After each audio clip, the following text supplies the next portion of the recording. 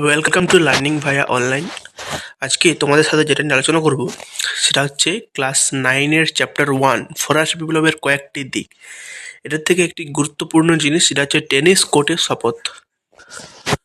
Tennis কোর্টের শপথ নিয়ে আলোচনা করব। সংক্ষিপ্ত আলোচনা, যেটা 4 নম্বরে তোমাদের একটা প্রশ্ন গুরুত্বপূর্ণ লিখে দিয়েছি এবং উত্তর করে দিয়েছি, সেটা নিয়ে আলোচনা করব। চলে যাচ্ছি আজকের ভিডিওটির মূলে। ওকে, তাহলে প্রত্যেকে ক্লিয়ারলি ভাবে দেখতে পাচ্ছ এবং শুনতে পাচ্ছ। দেখো, টেনিস কোর্টের শপথ কি, এরকম একটা প্রশ্ন পড়তে পারে, বা টিকা লেখো টেনিস কোর্টের শপথ, এগুলো নিয়ে প্রশ্ন মানে হতে পারে। ঠিক এই দুটি টাইপের। হ্যাঁ, 4 নম্বরের পড়ার এটাই বেশি, ঠিক এটাই পড়বে 4 নম্বরে যদি পড়ে। তো বলছে 1700, আমরা ভূমিকা লিখব সবার আগে। 1789 খ্রিস্টাব্দে নবনির্বাচিত জাতীয় সভার প্রথম অধিবেশনের তৃতীয় সম্প্রদায়ের প্রতিনিধিরা সকল সদস্যের একই কক্ষে বসা এবং মাথাপিছু ভোটের দাবিতে সরব হয়। টেনিস কোর্ট যেটা ছিল সেটা হচ্ছে একটা তোমার ফ্রান্সে হয়েছিল, এবং যেখানে তৃতীয় সম্প্রদায় ছিল, অর্থাৎ যাজক সম্প্রদায়, তারপরে যে আরও যে প্রথম সম্প্রদায় যোজক সম্প্রদায়, তারপরে অভিজাত সম্প্রদায়, তারপর তৃতীয় সম্প্রদায়। হ্যাঁ, সেই সম্প্রদায়ের মানুষগুলো, তৃতীয় সম্প্রদায়ের মানুষগুলো এর একটা মানে গুরুত্বপূর্ণ প্রতিনিধিত্ব করে, গুরুত্বপূর্ণ একটা আন্দোলন করে এবং শপথ গ্রহণ করে, সেটা এখানে টেনিস কোর্টের শপথ হিসেবে পরিচিত। আমরা পুরোটা পড়তে পড়তে জানবো। তাহলে ভূমিকা তোমরা এটা লিখবে। এবারে যাবো আমরা সোজাসুজি পয়েন্টে। টেনিস কোর্টের শপথ সবার আগে দেবে বুর্জোয়াদের ক্ষোভ। তাহলে বুর্জোয়া জিজ্ঞাসা করতে পারে যে স্যার বুর্জোয়া কারা। হ্যাঁ, প্রশ্ন একটা উঠতে পারে, বুর্জোয়া কারা। সরি, বুর্জোয়া হচ্ছে তখনকার দিনে এই যে তৃতীয় শ্রেণীর মধ্যে যারা সব থেকে বেশি ধনী সম্প্রদায় ছিল, তারা হচ্ছে বুর্জোয়া। মানে তারা বুর্জোয়ারা ছিল অনেকটা ধনী সম্প্রদায়। তৃতীয় শ্রেণী থাকা সত্ত্বেও তারা আসলে ধনী সম্প্রদায় ছিল। যেমন আমাদের দিনে, যেমন এখানে আমরা যাই শিক্ষক, তারপরে লেখক, শিল্পী, হ্যাঁ, এগুলো মানে যারা ডাক্তার, উকিল, যারা হচ্ছে তৃতীয় শ্রেণীর মধ্যে ধনী সম্প্রদায়, বুর্জোয়া সম্প্রদায়ের ইয়েতে ছিল, ঠিক আছে, অধীনে ছিল। এবং তৃতীয় শ্রেণীর মধ্যে কারা ছিল? তৃতীয় শ্রেণীর মধ্যে ছিল শ্রমিক, কৃষক, যারা থাকতো আর কি, যারা বেকার শ্রম খেটে যেত, তারা হচ্ছে তৃতীয় শ্রেণীর মধ্যে ছিল। হ্যাঁ, তাহলে প্রথম এবং দ্বিতীয় শ্রেণী ছাড়া যে বাকি 98% মানুষ ছিল তৃতীয় শ্রেণীর অন্তর্ভুক্ত। ঠিক আছে, তারা হচ্ছে তোমার কৃষক, শ্রমিক, যেগুলো বলে গেলাম তারাই। রাইট, ওকে। তৃতীয় শ্রেণীর প্রতিনিধিদের দাবি রাজার নাকচ করলে ক্ষুব্ধ প্রতিনিধিরা 17 জুন এক সভায় নিজেদের সভাকে, হ্যাঁ, মানে তখনকার দিনে রাজা যখন তৃতীয় শ্রেণীর প্রতিনিধিদের দাবি ছিল, তখন দাবিগুলো তারা রেখেছিল। যারা তো একে তারা কম শ্রম কাটবে, তারপরে চাষ করে যাবে, তারপরে কর দিয়ে যাবে, তারপর তাদের কোনো কথা মানা হবে, তাদের উপর কোনো কথা তাদের কোনো মানে দুঃসম্প্রদায় মানবে না, বা জমিদার বা রাজা মানবে না, তখন তাদের উপর অত্যাচার করা হবে, সেটা আলাদা ব্যাপার।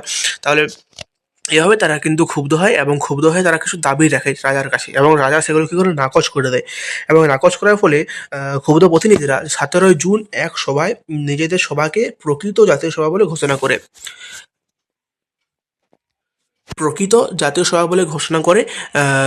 ঘোষণা করে এবং দাবি করে, মানে তারা ওই ক্ষুব্ধ হয়ে যায় এবং ওই প্রকৃত জাতীয় সভা ঘোষণা করে, এবং দাবি করে না, কর ধার্য করার অধিকার শুধু তাদেরই আছে।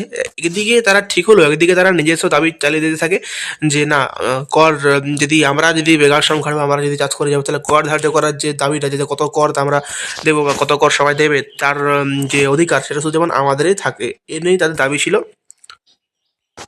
ঠিক আছে, তাহলে এই সব তাদের দাবি কিন্তু অনেকেই মানানসই হয়েছিল বা মানানসই করতে চায় না রাজা, যে এইসব দাবি যেমন আমাদের অধিকার তেমনি তোদের অধিকার এখানে না থাকতেও পারে। তাহলে এইসব একটা জিনিস করেছিল আর কি। ঐতিহাসিক গ্রান্ট ও টেম্পারলি এই ঘটনাকে ফরাসি বিপ্লবের ক্ষুদ্র প্রতীক বলে অভিহিত করেছে। ঐতিহাসিক গ্রান্ট এবং টেম্পারলি মানে হচ্ছে যে ফুটবল দল ছিল তখনকার দিনে, একজন ফুটবল দলের নাম রাখা হয়েছিল টেম্পারারি ছিল তখনকার দিনে ফুটবল দলের নাম। তাহলে এই ঘটনাকে তারা কি করে, যে না, সব অধিকার দাবি তাদের মানার যে ঘটনা, বা তাদের যে ক্ষুব্ধ হয়ে যে জাতীয় সভা, প্রকৃত জাতীয় সভা তৈরি করার বা তোমার দাবি করার যে ঘটনা, সেগুলোকে তারা ফরাসি বিপ্লবের ক্ষুদ্র প্রতীক বলে অভিহিত করেন। ঠিক বোঝা গেল। চলে যাচ্ছি নেক্সট পয়েন্ট, শপথ গ্রহণ। এটা হচ্ছে একটু গুরুত্বপূর্ণ পয়েন্ট। এখান থেকেই টেনিস কোর্টের শপথ শুরু হয়। তৃতীয় সম্প্রদায়ের প্রতিনিধিরা 20 জুন তাদের সভাকক্ষে গিয়ে দেখেন যে সভাকক্ষটি তালাবদ্ধ রয়েছে। তারা তাদের সভাকক্ষ যায় 20 জুন এবং দেখেন সভাকক্ষটি, যে তাদের সভাকক্ষ, সেটি তালাবদ্ধ, মানে তালা বা চাবি লাগানো হয়েছে বা বন্ধ করে দেওয়া হয়েছে। এতে তারা ক্ষুব্ধ হয়, রেগে যায়, প্রচণ্ড অ্যাংরি হয়ে যায়। এতে ক্ষুব্ধ হয়ে তারা মিরোবোর ও আবেসিএস এর নেতৃত্বে, তারা দুজন নেতা ছিলেন তাদের হয়তো, তাদের নেতৃত্বে নিকটবর্তী টেনিস খেলার মাঠে জড়ো হয়। সেখানে তারা শপথ গ্রহণ করে যে তারা যতদিন না ফ্রান্সের জন্য একটি নতুন সংবিধান রচনা করতে পারবে, ততদিন তারা ঐক্যবদ্ধভাবে কাজ করে যাবে। এই ঘটনা টেনিস কোর্টের শপথ নামে পরিচিত। মানে তারা তখন মিরোবোর এই প্রশ্নগুলো পড়তে পারে যে কার নেতৃত্বে এটা হয়েছিল, কোথায় হয়েছিল।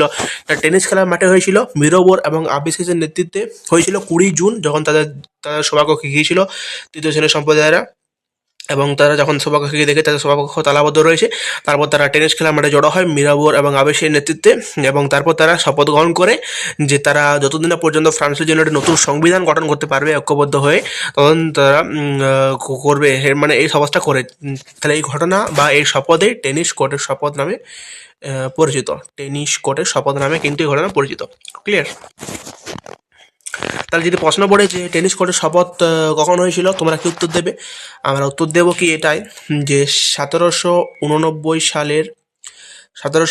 সালে 20 জুন, তাই তো? 20 জুন এটা হবে উত্তর। 1789 সালে 20 জুন। না, এই যে দেখো একটা ছবি তোমাদের জন্য দেওয়া আছে এখানে, টেনিস কোর্টের শপথের একটা ছবি তোমরা দেখতে পাচ্ছ। হ্যাঁ, তাহলে এখানে তিনটি সম্প্রদায়, প্রথম সম্প্রদায়, দ্বিতীয় সম্প্রদায় এবং তৃতীয় সম্প্রদায়, তিনটি সম্প্রদায় একত্রে মিলে, মানে এই দুটো সম্প্রদায় পাওয়ারফুল ছিল, কিন্তু এটা ছিল একটু আলাদাই। হ্যাঁ, তাহলে এই যে আমাদের শপথ হলো, তারপরে ঘোষণা হলো, ক্ষুব্ধ হয়ে গেলো, তারা আক্রমণ করে বললো, এইসব নিয়ে রাজা কি হয়, রাজার ভূমিকা এখানে দেখার আছে। নাম্বার 3 পয়েন্ট করবে রাজার ভূমিকা। টেনিস কোর্টের শপথের 3 দিন পর, যে শপথ নেওয়া হয়েছিল টেনিসের মাঠে, তার 3 দিন পর, হ্যাঁ, তার 3 days পর, 3 দিন পর তিন সম্প্রদায়, 3 দিন পর তিন সম্প্রদায়, মানে প্রথম সম্প্রদায়, দ্বিতীয় সম্প্রদায়, তৃতীয় সম্প্রদায় ঐক্যবদ্ধ অধিবেশনে রাজা প্রথম 2 শ্রেণীর পক্ষে অবলম্বন করলে, মানে রাজা ছিল প্রথম 2 শ্রেণী একটু বেশি পাওয়ারফুল, গুরুত্বপূর্ণ ছিল, তাই তাদের পক্ষে রাজা কিন্তু কি করে, তাদের পক্ষে রাজা কথা বলে, তাদের পক্ষে রাজা অবলম্বন করে, হ্যাঁ, তাদের পক্ষে রাজা হয়ে যায়। তৃতীয় শ্রেণীর এর ফলে কি হয়, এর ফলে তৃতীয় সম্প্রদায়ের সমস্ত দাবি তারা অবৈধ বলে ঘোষণা করে রাজা। মানে যেহেতু রাজা প্রথম এবং দ্বিতীয় পক্ষের সম্প্রদায়ের হয়ে যায় এবং তাদের হয়ে কাজ করতে শুরু করে দেয়, তাদের যে মানে বলতে শুরু করে দেয়, তার ফলে কি হয় যে তৃতীয় শ্রেণীর সম্প্রদায়ের যে দাবিগুলো ছিল, তারা রাজা কি করে, সেগুলোকে অবৈধ ঘোষণা করে দেয়, সেগুলোকে অবৈধ বলে ঘোষণা করেন। এরপর রাজা সভাকক্ষ ত্যাগ করলে, সরি, এটা এখানে গ না হয়ে ক হবে, হ্যাঁ, এটা ক হবে, ক। সভাকক্ষ ত্যাগ করলেও তৃতীয় সম্প্রদায়ের প্রতিনিধিরা সেনা অভিযানের হুমকি উপেক্ষা করে, সরি, এখানে একটু টাইপিং মনে হয় মিস্টেক আছে, হ্যাঁ, একটা সেনা অভিযানে রয়েছে আর কি, সেনা অভিযানের হুমকি উপেক্ষা করে সেখানে অবস্থান করতে থাকেন। মানে যখন দেখছে রাজা তাদের মানে রাখছে না, তাদের যে অবৈধ বলে মনে করে দিচ্ছে তাদের দাবিগুলোকে, এরপর কী করে রাজা যখন সভাকক্ষ ত্যাগ করে চলে যায়, তখন তৃতীয় সম্প্রদায় যায়নি, তারা ওখানে রয়ে যায় এবং তারা তারা যে সেনা অভিযানের যে প্রতিনিধি, তারা কিন্তু হুমকি উপেক্ষা করে এবং সেখানে অবস্থানের দাবি করতে থাকেন। রাইট? না, তাহলে এর ফলে তাহলে কি হয় যে রাজা যখন তাদের কথা শুনছে না, তারা যখন নিজের মতো করে তারা অবৈধ ঘোষণা করে দিল, এবং তারপরে তারা ক্ষুব্ধ হয়ে, এরা তৃতীয় শ্রেণীর সম্প্রদায় ক্ষুব্ধ হয়ে যায়, এবং তারপরে কি হয়, একটা সমস্যা সৃষ্টিতে এবং প্রচণ্ড সমস্যার কারণে যে রাজা পরিণতি করে সেটি হলো, শেষ পর্যন্ত চাপে পড়ে রাজা তৃতীয় সম্প্রদায়ের দাবি মেনে নেন। যখন দেখছে সমস্যা প্রচণ্ড, মানে কমতে ছেড়ে দিয়ে তারা সমস্যা প্রচণ্ড লেভেলে বেড়ে যাচ্ছে, তখন কি করে রাজা তৃতীয় সম্প্রদায়ের সমস্ত দাবি মেনে নেয়। এভাবে বুর্জোয়া বিপ্লবের প্রথম পর্ব সাফল্যের সঙ্গে শেষ হয়। যে বুর্জোয়া বিপ্লব ছিল, এবার যে বুর্জোয়া বিপ্লবের যে প্রথম পর্ব, সেটি সাফল্যের সঙ্গে শেষ হয়। রাইট? এই ছিল টেনিস কোর্ট ওথ, অর্থাৎ টেনিস কোর্টের শপথ। এটা নিয়ে 4 নম্বরে আলোচনা করে দিলাম, যাবতীয়ভাবে সব বুঝিয়ে দিলাম। যদি কারো কোথাও বুঝতে অসুবিধা হয়, সকলে কমেন্টে জানাবে। ধন্যবাদ সকলকে। আজকে ক্লাস আমি এখানে শেষ করছি, দেখা হচ্ছে নতুন ক্লাস নিয়ে। হ্যাঁ, থ্যাংক ইউ সো মাচ। সকলে ভালো থেকো, সুস্থ থেকো এবং আমাদের পাশে থেকো। Thank you very much.